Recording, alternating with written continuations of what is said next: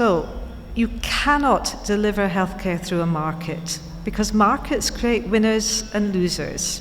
That's the bottom line. Facto, het manifesta. Allyson Pollock and Sophie Merks. Welcome, Allyson. It's very nice to have you here. Allyson, you're a doctor and a professor about public health, but in 2020 you got a prize, and the prize was Speaking Truth to Power. And also when I was researching a little bit about who is Allyson Pollock, when we go on the internet, we see that you're a professor, but you're also very, very much like an activist or a campaigner for public health. So how do you become passionate about public health? Oh, that's a very good question. Well, first, thank you for inviting me. It's really wonderful to be here at this important festival. But I started off as a medical doctor and then I did another 5 years of training in public health. And I think the reason why I went into public health was because I was shocked by the huge inequalities. Even in the UK, where we have a National Health Service, the differences between rich and poor and the different areas.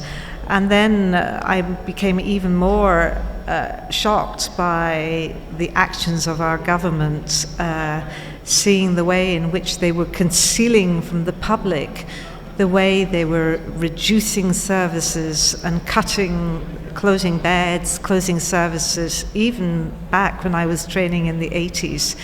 So that made us mobilize, and I was a co-founder with others of Keep Our NHS Public, and it really started from there. It's true that I think when we talk about public health, it can sound like something who's about statistics, but as I say, I remember that when I was a young doctor and I was just having my consultations for some months, and there was this man coming in, and he said to me he was having pain here, and I said to him, "You have to go to the hospital." And the man said to me, "No, I won't go, I don't have money to pay the hospital." And every time when I'm struggling or fighting for healthcare, free and universal healthcare, I think it is really coming up, and I think about all these people for who it's so important to have this free and universal healthcare. So I want to ask you another question, Allyson. Last year we saw the strike and I've been told that it was for the first time that nurses went on strike in the UK, and we saw the doctors and the nurses with these pancards, and there was written, "Save our NHS, the National Health Service." But you have to know that in Belgium, it is not really has a good reputation. We heard about waiting lists, we hear about state healthcare, but how is it possible that doctors and nurses are struggling to save the NHS? Can you explain it to us? Yes. So there are two things that are going on. One is the staff that work, the nurses, doctors, pharmacists, the people that work in the NHS have been constantly squeezed because the effect of using public-private partnerships and privatization is to take money out of the system and give it to shareholders and bankers. And that means there's less money in the system. So what happens is that puts a pressure on the nurses' wages, the doctors' wages, and also the number of staff and the training of the staff. And so the quality is affected.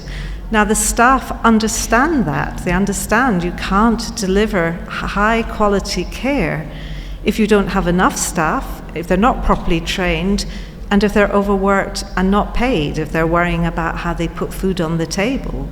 So the staff understand the connection between their terms and conditions and providing good, high-quality care to patients, which is why they have linked Save Our NHS to the strike, how important it is. So really, it's a two-pronged strategy, one for wages and terms and conditions, and the other to defend and protect the system and build it up. Yeah. And so you've been studying public health for 30 years. So can you tell to us, or to someone who is listening to us, why it is so important that health is organized publicly and not privately, like we can see in the United States? What is the difference for the people, the patients, and what is the difference for the staff who is struggling for it? So you cannot deliver healthcare through a market,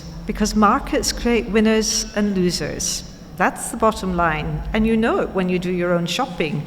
Some people can afford really nice cars, other people can't. So that's the market system.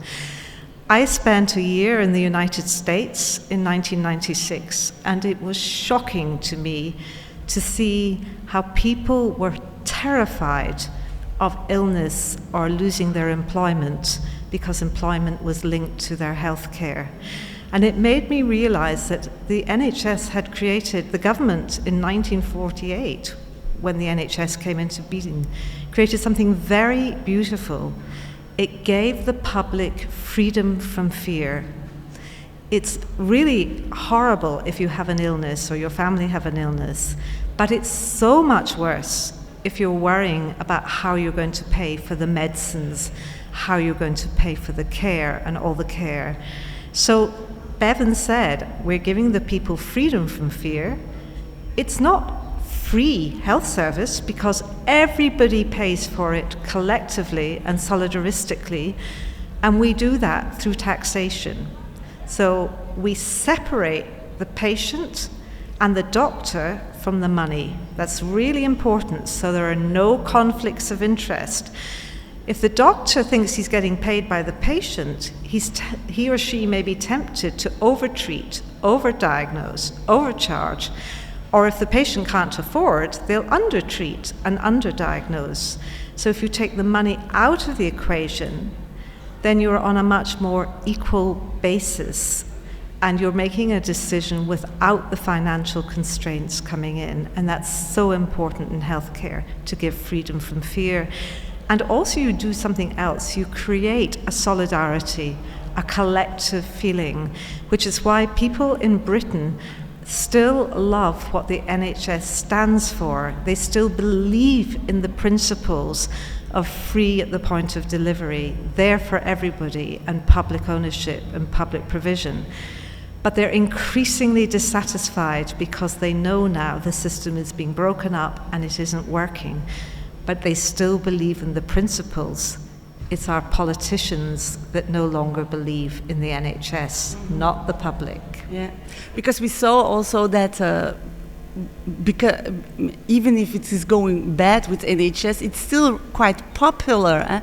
Popular by the nurses who are working there and the doctors, and also popular by the people. And I think it's what you said about it. It's so important for people to even if you're sick, you know that you will be taken care of and you don't have to worry about paying. And it's also what we're experiencing, for example, where we work in medicine for the people, who people can come to the doctor and they don't have to pay. It is really, they are reassured, and they can come as many times as they want, and we are not paid in these primary care centers if we see the people a lot of not, and there is not this relation, this commercial relation.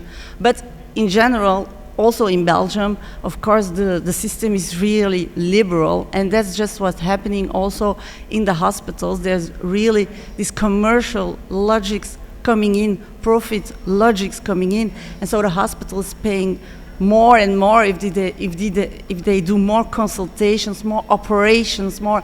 And we see that if you have, for example, these diseases who can be profitable, for example, hip surgery, you can be helped fast. But if you have a complex pathology, you're an old person, yes. You're in geriatrics, yes. Nobody's listening to you, because listening and taking time, nobody can make some money out of it.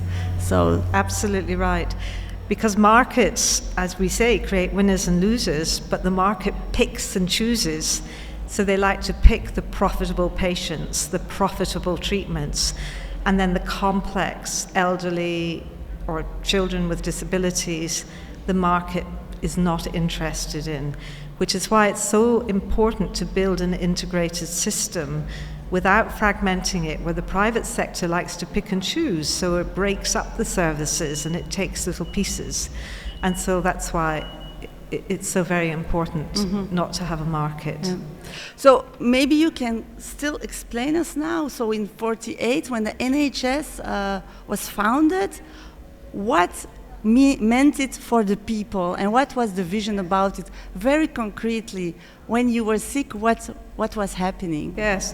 So basically, it was very interesting because during the war, the government created an emergency hospital service so that the men and women who were killed in fighting or when the bombs were hitting could come to hospital and not worry about bills. And so they said, well, we'll open this up to the people. So for the first time, all the people had access to hospital care.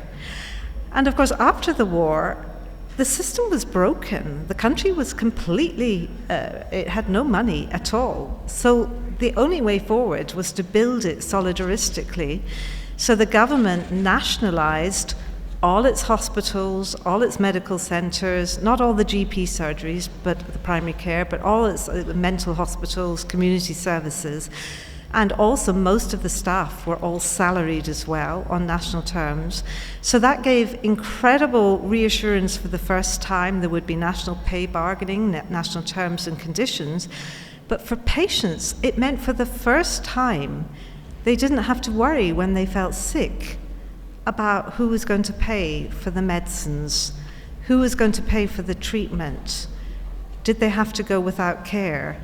And one only needs to look at America to see how shocking it is when you don't have a universal healthcare system, where 60 million people go without care because they have no insurance or they're underinsured, or they bankrupt themselves. You know, people would so now, you know, this is what the NHS meant. It meant as a patient, I didn't have to worry. And so to begin with, the government thought we'll have, infinite demand, you know, the patients will be lining up and we'll never get to the bottom of it.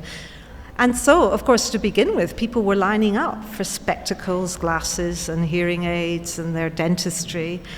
But after a while, it plateaued because it isn't infinite demand. You know, demand, its need isn't infinite. Once you meet that, you get to a steady level. And so it proved. And the other thing about the NHS was it was incredibly inexpensive. It was really cheap. It ran at 3% of gross domestic product because the Treasury, the finance department, wasn't very approving of the NHS, so it screwed the money down. So the NHS had spent almost nothing on administration, and it spent most of the money on staff and services, and it was really inexpensive to run, and that was a really, really important. So actually, it was another lie, the myth of infinite demand and escalating expenditure. And was it also, in NHS in the past, was it also about prevention? Can you tell me about Yes, prevention was always criticised for not doing enough prevention, but prevention was built into the National Health Service, occupational health. It was really important, and actually the NHS did a lot of important work on health promotion, health prevention. It had departments and teams of people working on that. So I think it's really, it was meant to be comprehensive and universal.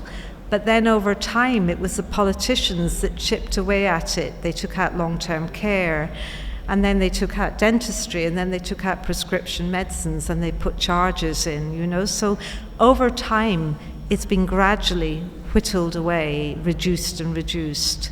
But the overall vision is still a really important one. But that brings me to another point. It's not enough to say we have these wonderful principles of free at the point of delivery. You have to design the system really carefully so it covers everybody and gives everybody freedom from care. And that means you have to create a very complex, sometimes, technocracy, a technical apparatus that is able to monitor the population, measure needs, do some planning, and make sure the services are there where the patients most need them. So when I was doing my public health, we knew, diabetes was an issue, and also mental health services and women's services, and we would think very carefully about where the needs were and where the planning had to be, and we put that in.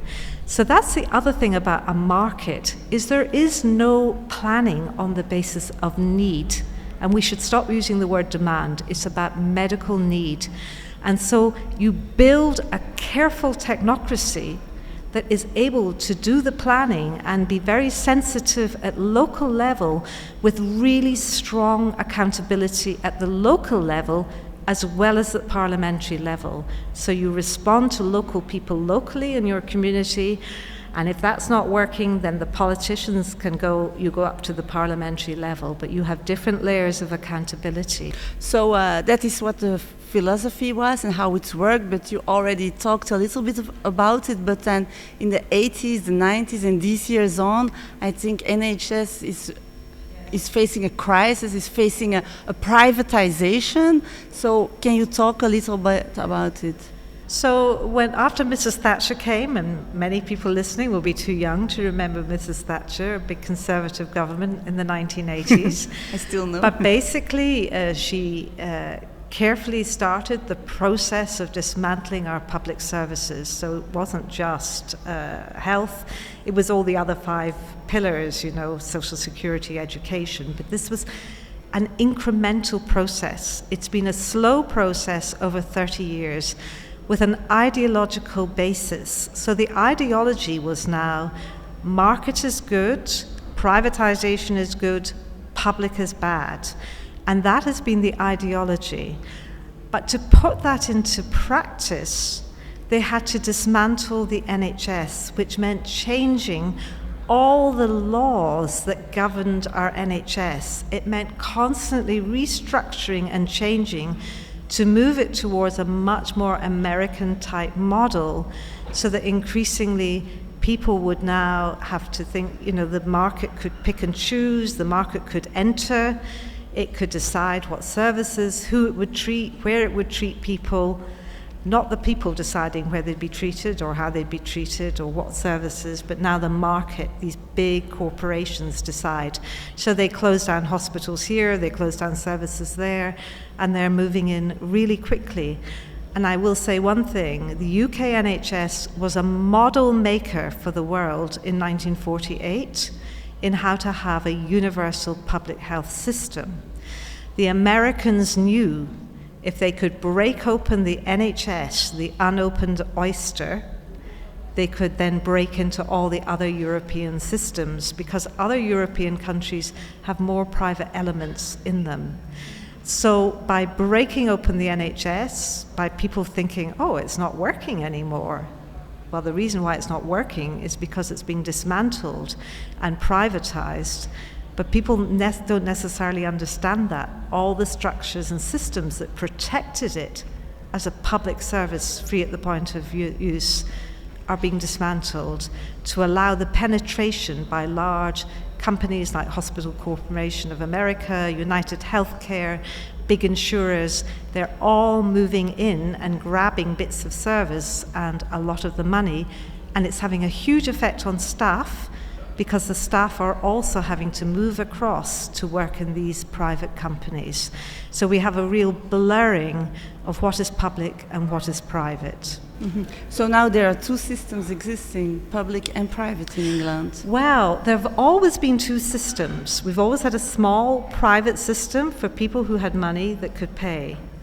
But now what's happening is the NHS, instead of providing the care directly, is contracting out, outsourcing eyes, hips, knees, diagnostics, radiology, pathology to big companies. It's giving the companies the contracts. The companies then are employing the staff that once worked for the NHS, and it's marketing to recruit the patients. So that means that the money for the NHS is decreasing, for the direct in-house provision is decreasing, and the service is disintegrating. So it's a blurring of public and private funding and public and private provision, because these companies and the NHS can also offer private health care. So since 2012, public hospitals can now earn up to half of all their annual income privately, so from private patients. So the public hospitals can make some of the wards, half the wards if they want, or half the beds, private for private patients and bring in private money. Yes, that we also see this system in Belgium. Of course, it is different, but for example, we have these one-person surgery rooms where doctors can ask more money, and so they're developing these private rooms where people have to pay huge amount. You have to have a private insurance to pay this, but they're developing this, and on the same time, for the normal patients, they have to wait longer, or they're not taking care on the same quality. And we also have these two medicines, Yes. two ways. Yes. One is fast and the other is Absolutely. slower. So the people on the waiting list either have to go without care or wait a long time if they can't afford it. And it creates huge inequities. So what we know for people for eye surgery, cataracts, for their hips, surgery and knees, over half of that is now being done in the private sector, but paid for by the public purse. So these big companies are doing it. But the social inequalities are huge. They're rising year by year, so they're growing. Because the private sector likes rich patients because they tend to be healthier and younger or healthier. It doesn't like poor patients. And also, private patients can pay top-ups. They can pay a bit of extra money. So that is why you're seeing the inequalities are rising. So the more complex patients tend to be the poorer patients who tend to be sicker, and they get left behind. So that is creating huge inequalities within our National Health Service. But if I understand what you said a little earlier, is that the privatization makes it more expensive for also the state in some sort, and before it was cheaper. Can you explain this? So when you have a purely public system, you don't need to do billing and invoicing and commercial contracting, nor do you need to do marketing. I don't need to sell you a hip. You know when you need a hip replacement, you come to me. I don't need to say I'm advertising. And we know from the US up to 40 to 50% of the budget is spent on what they call transaction costs, the administration of the market, billing, invoicing, contracting. So all that money is lost from the system. As well as that, the private sector has to make profits, and it has to give you a large salary plus bonuses, maybe £1 million. It has to give you a lot of money. So more money leaks out of the system. So it becomes incredibly expensive, which is why the US, which costs 18% of the GDP compared to the European average of 10 or 11%, it's escalating. That's why the US is so expensive, and yet it denies 50, 60 million people access to health care. So if I understand, if we do it private, it's more expensive, but it is also the public health indicators are not better. No. Or can you explain this? So it's more expensive. It increases inequalities because the market picks and chooses the richer patients. And if you leave the poorer patients who need care on the waiting lists, they either die or they get sicker and their quality of life deteriorates. But also, the private sector is what's called quality shaving, because it takes so much money out of the system, there's less to pay for nurses, for doctors, for medicines, for the clinical care that patients need, and they're pushing patients out of the beds faster and faster. The nurses are no longer trained. I have so many trained nurses, they replace them with physician assistants or nursing assistants who are important, but you also need the other senior expertise. So what happens is quality of care drops. Now we know from the US that where there are for-profit corporations or even not-for-profits, because they behave the same way over time as the for-profits, then the quality of care drops dramatically because of all these factors. And I think that's a really important lesson, because when your doctor knows you and the family, you get continuity of care. That's really important, that you know your patient, their needs, and they come back time and time again. In the American system, the first thing they do after they've taken your Visa card or your credit card is they over-test. They order far too many tests and far too many diagnoses. So we know in Florida, some of the big companies have been in trouble because they've given people heart operations for conditions they didn't have. And I can remember in Phoenix, one doctor saying, it's your job to find the operation the patient needs, you know? So it's really important to remember the ideology of the market and privatization drives very bad behavior and huge conflicts of interest for the doctors and the nurses when they're working in the system. And that's why it's important you take these conflicts of interest out, so you're responding to need. So no system is ever perfect. You're trying to improve it. But if you're starting with a flawed system, a completely bankrupt system based on a market and privatization and that ideology, you're never going to get it right. Mm-hmm. Yes. Allyson, maybe a question also is, you talked about NHS, about past, about how it was, but this public health vision, why is it a vision for the future? Yes, we must hold on to that vision.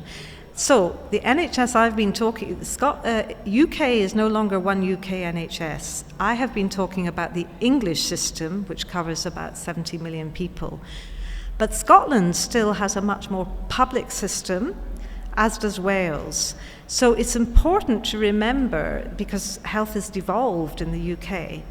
So it's really important we don't lose the institutional memory, because the architects of the NHS felt really passionately, and they paid really careful attention to the design of the system.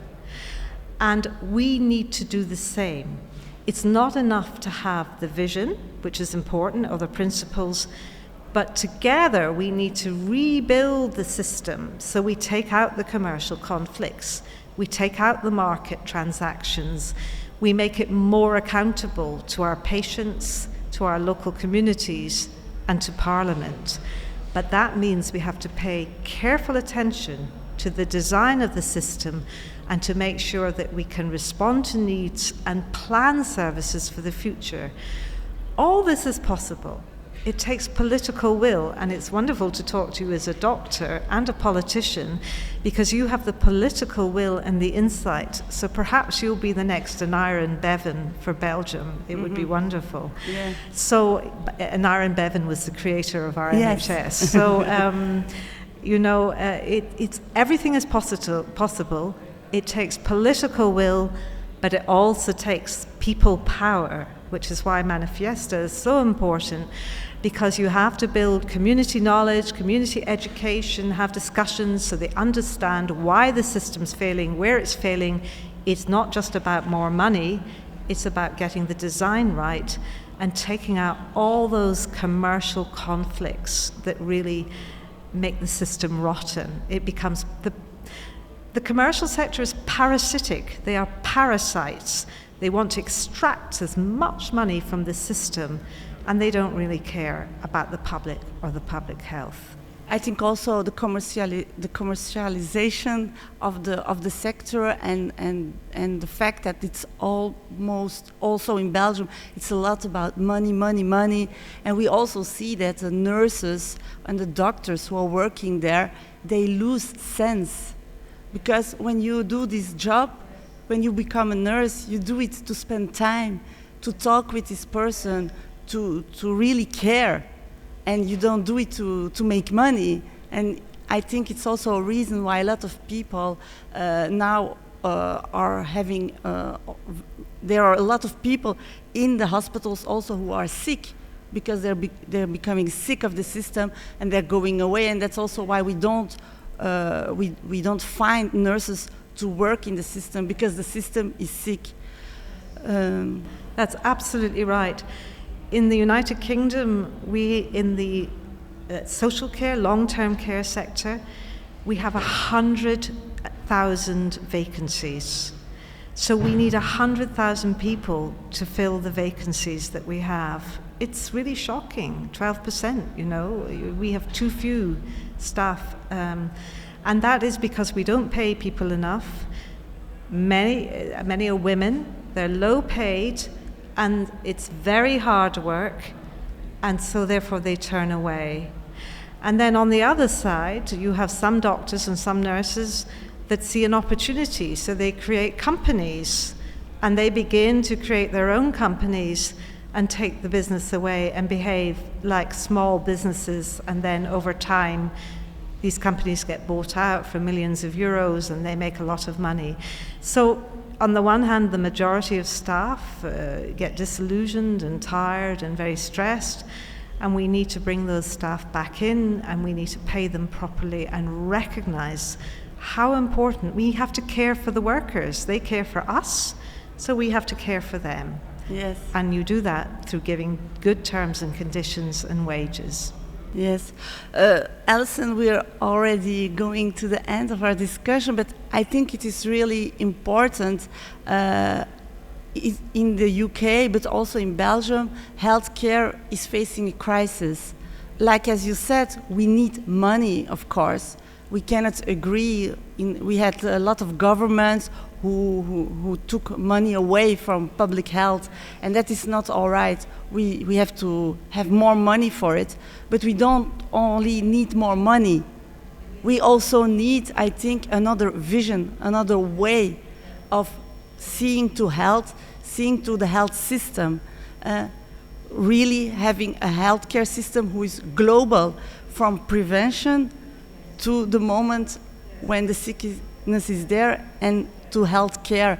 And I think NHS was a little bit like that over time, and today it is facing real trouble. But I think it's important to give hope to the people also, that we really struggle also to have another vision of healthcare. Yes. Because profit and health don't go together. So we have to stop the Americanization of healthcare. We need to get the vision into practice, which means rebuilding capacity, public ownership, public control, public provision, and salaried workers, and public funding. And when you do that, all these elements come together and you create something very beautiful. That's a whole big program. It's lot possible. To do. It was done in 1948 when the countries had no money and other countries followed suit. Everything is possible. Yes, I also think that is really the message. It is possible that healthcare is human, that it is social, that it is free for charge for patients. Maybe we can finish on this positive very words. positive note. Yeah, thank you very much for inviting me. Thank you. Thank you.